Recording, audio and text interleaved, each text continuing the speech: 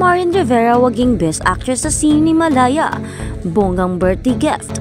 Kung bago ka lang sa channel na ito, huwag kalimutang mag-like, share, comment, and subscribe.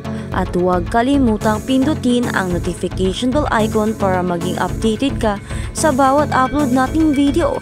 Birthday ko po bukas ngayong araw August 12. Salamat po sa mga napakagandang regalo. Ito ang huling nasambit ni Marian Rivera sa kanyang mahabang pasasalamat ng tanggapin ang 2024 Sinimalaya Best Actress Award kagabi para sa pelikulang Balota na ginanap sa Ayala Malls, Manila Bay. Ang swerte ni Marian dahil unang bisis niya sa Sinimalaya Independent Film Festival at nakuha na niya agad ang Best Actress sa ayon sa kanya ay ang asawang si Dingdong Dantes ang nagsabing tanggapin niya ito nang alokin siya ni Direk Kip Oybanda. Nang makausap namin si Marian sa launching niya bilang endorser ng Nicosi 15-in-1 Vitamins by Kat Mendez, ay masaya niyang ikinanto ang mga naranasan niyang hirap sa shooting ng Balota dahil talaga raw sugat-sugat siya sa tuwing umuwi siya ng bahay. Pero worth it daw dahil maganda ang story at masaya ang pakiramdam niya. Nang tuksuin siya na iuwi niya ang Best Actress trophy ay napangiti at hindi naman daw siya umaasa. Pero kung ibibigay ay bakit hindi lalo't kaarawan niya kinabukasan, kaya magandang regalo ito para sa aktres. At totoo nga, nanalo si Marian at katay niya si Gabby Padilla para naman sa pelikulang Kuno Basyo. Sa lahat po ng bumuo ng Sinimalaya, marami pong salamat sa inyo. To my Jamie family, thank you. Derek Kip, umpisa pa lang ng shooting natin at naramdam ko na ang 100% na pagtitiwala mo sa kakayahan ko kung paano ko i-artist si Teacher M. So thank you Derek Kip. Sa lahat ng staff and crew sa loob ng 6 na shooting days, ramdam ko yung pag-aalala. Yes, sorry to say that 6 shooting days. Natawa. Ramdam ko yung pagmamahal, pag-aalala, paggabay nila sa akin na safe ako na kahit anong bigat ang nararamdaman ko sa lahat ng eksena. Never nila akong pinababayaan at make sure nila ako maayos akong uuwi kahit sugat-sugat ako. Thank you sa lahat ng cast na kasama ko rito, napakahusay nyo. At syempre hindi matatapos ang pasasalamat na ito, kundi dahil din sa asawa ko Dingdong, thank you dad. Kwento ko lang ng short, sabi ko sa kanya, mahal may offer sa akin ng Sinimalaya, tatanggapin ko pa ba? Kakayanin ko ba? Sabi ng asawa ko, kailangan mong gawin yan, kailangan mong ipakita kung sino ka. Salamat dad sa pagtitiwala at sa mga anak kong very excited tutuwing uuwi ako kung anong nangyari sa Balota shooting ko at yung bunso kong si Sekto. Binibilang ko yung sugat ko tuwing uuwi ako. Salamat, birthday ko po bukas, aniya pa.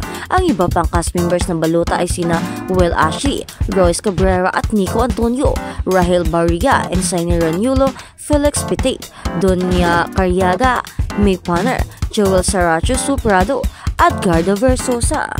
At sa kabilang balita naman, Lovie po puring-puri ng Lady Boss na si Grace Angeles, napakabuting tao. Maraming nagpapatuloy na isa sa actress singer na si Lovie po sa mga artistang totoong mabait, walang kaplastikan at walang kaarti-arting katrabaho. Kaya naman hindi na kami nagugulat kung marami ng parami ang mga kumpanyang kumukuha sa kanya bilang brand ambassador. Isa sa mga nagpatotoo ng pagiging humble, professional at dedication ni Lovie sa trabaho. Pati na ang pagiging makatao nito ay ang owner at CEO ng SCD Skincare na si Grace Angeles. Sayang nga ay wala si Lovie sa bonggang birthday celebration ni Miss Grace na ginanap sa Sandowers Beach Resort sa Butulan, Zambales na nagsilbing Thanksgiving party para sa kanilang mga distributors, dealers at agents. Si Lovie kasi ang kauna-unahang brand ambassador ng SCD at hanggang ngayon ay nananatiling loyal ang actress at singer sa nasabing brand. Say ni Grace, priority ni Lovie ang endorsement niya at supportive sa kanya ang mga kampanyang kanilang beauty company. Kaya naman todo ang pasasalamat nito sa actress. Ayon pa sa Lady Boss, bukod kay Lovie na napakalaking tulong sa kanilang brand, gusto pa rin niyang magdagdag ng mga ambassador. Kung mabibigyan ng pagkakataon, nais din niyang maging endorser sina Piolo Pascual at Heart Evangelista. Naniniwala raw siya sa magic at karesma ng dalawang West stars sa mga Filipino. Samantala, kasabay ng kanyang bonggang birthday celebration ang launching ng bagong produkto ng SCD, ang Retinol Serum. Halos 2 years in the making daw ang paggawa nila nito dahil talagang binusisi at pinag-aralang mabuti ng kanilang kumpanya bago inilabas sa market. Kuwento pa ni Grace, 8 taon na ngayon ang nakararaan nang ipakilala sa market ang kanyang kumpanya na may 1 million capital. In fairness, mabilis namang nakilala at sumikat ang kanilang skincare at beauty products dahil nga pak na pak ito noon at wala pang masyadong competitors. Ang mabentang mabenta raw sa kanila mula noon hanggang ngayon ay ang kanilang organic soaps at lotion. Ngunit aminado siya na ilang beses ding sumadsad ang kanyang negosyo. For 3 years or more as in lagapak, hindi ako nag-start biglang boom. Talagang dinaanan ko muna lahat kung ano yung madadaanan ng isang business owners. Mas lalo pang bumungga at lumago ang kanilang negosyo noong 2022 nung kunin nga niyang ambassador si Lovie Poe. At habang sa kabilang balita naman, may pinapalo ng hanger at sinturon ng nanay pero umiiyak din siya. Proud na proud si Bea Alonzo sa kanyang inang si Mary Ann Raniolo dahil sa tapang at kasipagan nito para maitaguyod lamang ang kanilang pamilya. Partner at BFF ang turingan nilang mag-ina kaya naman mula pa noong bata pa siya ay magkutawang na sila sa lahat ng bagay lalo pat siya ang panganay. Dalawa lamang silang magkakapatid. Bata pa lang ay talagang disiplinado na siya bilang anak.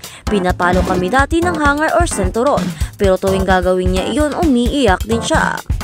Pero hindi siya magsusorry. Mayroon siyang ibang gagawing bagay para magpa-apologize. Like ipagluluto kanya. To be honest, she was very strict when we were growing up. Pagbabahagi pa ni Bea sa panayam ng King of Talk na si Boy Abunda para sa Kapuso Anthology na My Mother, My Story. Of course, back then I don't understand why she got pregnant when she was 19. She had me when she was 20. So we were also good friends. Growing up parang walang generation gap. That's what I'm afraid of because I'm 36 and hindi pa ako nagkakaanak. So iniisip ko sana maging kasing cool ako ni mama if I have kids. Pagpapatuloy pa ng Kapuso Actress, ang pitang katumatak sa pangalan sa kanila ng kanyang nanay ay lagi niyang sinasabi sa amin ng kapatid ko, buntot mo, hila mo. Ang ibig sabihin, kapag may ginawa kang desisyon, kailangan mong pangatawanan. You have to be able to stand up for yourself and you have to make sure that you stand by the decision that you make.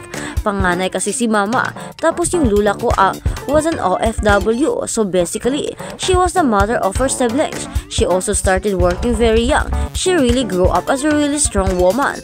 Paliwanag pinibiya, patuloy niya pa. We have our own strength and we show it differently. Si mama bata pa lang hustler na siya kasi mahirap sila bata pa lang siya. Pinagtitinda na siya ng lola ko ng mga kakanin. O yung lola niya kasi may baboyan siya. Yung kumukuha ng mga scraps nga pa ng feed sa mga baboy. Nahihiya daw siya kasi madadaanan yung bahay ng crush niya. So iikot siya ng malayong ruta para hindi siya makita ng may dalang kaning baboy. She really had a tough childhood. Kaya din naging dahilan unang nung panahon na kumikita na ako ng pera. Talagang she made sure na makakaipon at makakapagpundar kami. Lahat ng piniyadang aktres. Samantala, revelasyon pa ni Bea nung una raw ay nagdadalawang isip ang nanay niya na mag-artista siya. Mas gusto raw nito maging stewardess siya. Yun ang pangarap niya, kaya lang iba naman ang pangarap ko, to become an actress. She never really wanted me to become an actress. Alam niyang hilig ko.